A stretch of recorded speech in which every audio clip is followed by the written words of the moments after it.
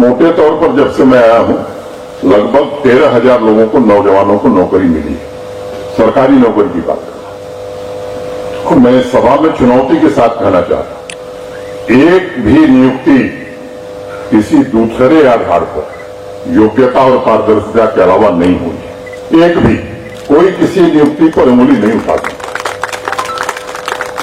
नेहा शर्मा यहीं बगल की लड़की है, जो मुझसे मिलने आई, उसने कहा कि साहब मेरे पिताजी ठेला लगाते थे, सब्जी बेचते थे। मैंने सोचा नहीं था कि जम्मू कश्मीर में भी मेरे जैसे गरीब परिवार की बच्ची को नौकरी मिल जाएगी। डोडा से एक नौजवान आया था, आकिब नाम, उसके सर से पिता का छाया उठ गया।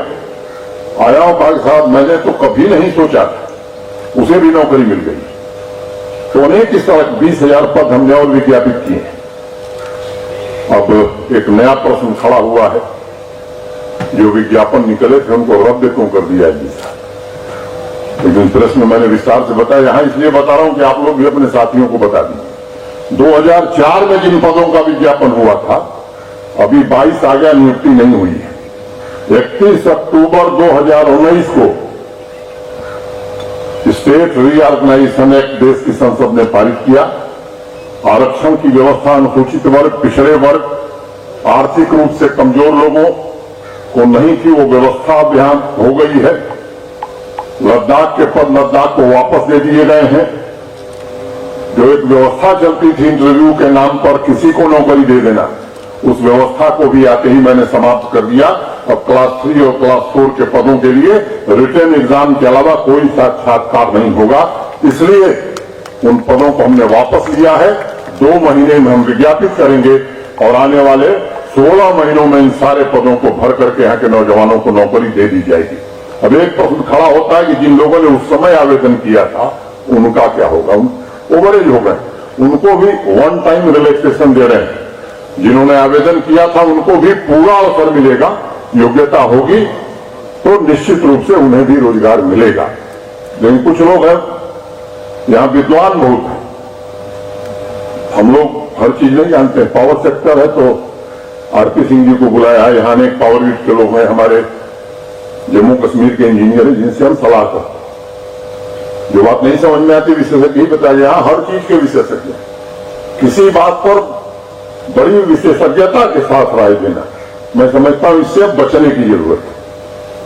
तो एम्प्लॉयमेंट को लेकर जम्मू कश्मीर यूटी के एलजी मनोज सिन्हा ने एक बड़ा बयान दिया है। बताते चले कि एलजी मनोज सिन्हा ने यह दावा किया है कि जब से उन्होंने जम्मू कश्मीर की कमान संभाली है तो तब से लेकर अब तक 13,000 सरकारी नौकरियां जो है ये युवाओं को मिल चुकी हैं उनकी योग्यता के अनुसार, और उसी के साथ साथ पूरी तरह से पारदर्शिता से ये काम किया गया है इस भर्ती प्रोसेस को लेकर। और उसी के साथ साथ उन्होंने ये भी कहा कि आने वाले दिनों में 20,000 सरकारी नौकरियां और जो है ये युवाओं को मिलेंगी, जिसको लेकर एडवर्टीजमेंट भी जारी कर दी हैं। और उन्होंने कहीं ना कहीं ये भी कहा कि जिस तरह से लगातार प्रश्न उठ रहे हैं कि जो पहले पोस्टें निकली थी, जो एडवर्टाइजमेंट निकली थी, उनको वापस ले लिया गया, तो उसको लेकर भी उन्होंने इसमें रीजन दिया है कि जिस तरह से साल 2019 31 अक्टूबर को संसद में स्टेट रीऑर्गेनाइजेशन एक्ट जो वो पारित हुआ था, तो उसमें कहीं ना कहीं आरक्षण को ध्यान में रखा गया है, खासतौर पर जो अनुसूचित जातियां हैं उनके लिए, और उसी के साथ साथ पिछड़े वर्ग के लिए, और जो फाइनेंशियली वीकर सेक्शंस हैं सोसाइटी की, उनको भी ध्यान में रखा गया है। और उन्होंने कहीं ना कहीं यह भी कहा कि जिस तरह से 2004 को जो पोस्टें निकली थी,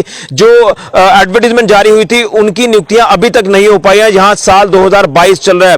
तो इसलिए उन्होंने कहा कि ये सारी पोस्टें जो है वो वापस ली गई है या एडवर्टाइजमेंट वापस ली गई है, अब नए सिरे से यहां पर भर्ती प्रोसेस जो वो किया जाएगा। और उन्होंने ये भी कहा कि जिस तरह से पहले क्लास 3 और क्लास 4 के लिए जो पोस्टें जारी की जाती थी उसमें इंटरव्यू भी होता था, रिटन टेस्ट भी होता था, लेकिन अब कहीं ना कहीं सिर्फ रिटन टेस्ट होगा और उनकी योग्यता के अनुसार, उनके मेरिट के आधार पर जो है वो उनको नौकरियां मिलेंगी, उनको उनकी नियुक्ति होगी। तो ये कहीं ना कहीं एक अच्छी खबर भी आप इसे कह सकते हैं। लेकिन उसी के साथ उन्होंने ये भी कहा कि अब वन टाइम रिलैक्सेशन भी जो है वो कैंडिडेट्स को दिया जाएगा, यानी जिन्होंने पहले अप्लाई किया था अपनी अपनी अलग अलग पोस्टों को लेकर, तो उनकी अभी तक नियुक्ति नहीं हो पाई है।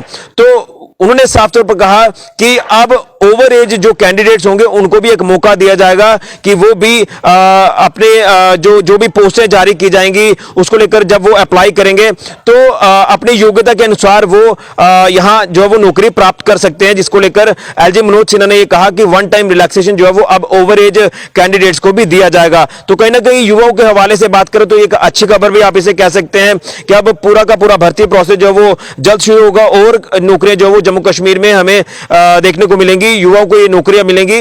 लेकिन कहीं ना कहीं अब सवाल ये भी है कि जिस तरह से लगातार बॉर्डर बटालियन एस्पायरेंट्स की बात करें जो लगातार सड़कों पर हैं और उनकी यही एक मांग है कि नोटिफिकेशन तो जारी कर दी गई लेकिन अभी तक रिटन टेस्ट जो वो नहीं हो पाया और वो रिटन टेस्ट की मांग कर रहे हैं, तो क्या बॉर्डर बटालियन एस्पायरेंट्स के लिए भी एलजी प्रशासन यहां पर कुछ सोचेगा, उनके फेवर में कोई यहां पर स्टेप लिया जाएगा, ये तो आने वाले वक्त में पता चलेगा। लेकिन कहीं ना कहीं जो दावा प्रशासन इस समय कर रहा है कि हम और 20,000 नौकरियां जो वो निकालेंगे, यानी और 20,000 नौकरियां यहां युवाओं को मिलेंगी, जिसको लेकर अब कहीं ना कहीं वन टाइम रिलैक्सेशन भी जो वो ध्यान में रखा गया है, इसको लेकर भी प्रावधान बनाया गया है कि ओवर एज जो भी कैंडिडेट्स होंगे जिन्होंने अपने अपनी पोस्टों के अप्लाई किया था अभी तक उनको नौकरी नहीं मिली है, तो उनको भी एक मौका दिया जाएगा कि वो अपनी योग्यता के अनुसार नौकरी प्राप्त कर सकते हैं। तो एक अच्छी खबर आप मान के चल सकते हैं और युवाओं को लेकर बात करें तो वो भी इस स्टेप का कहीं ना कहीं वेलकम करते हुए नजर आ रहे हैं। फिलहाल के लिए ऋषि खजूरिया, जेके मीडिया।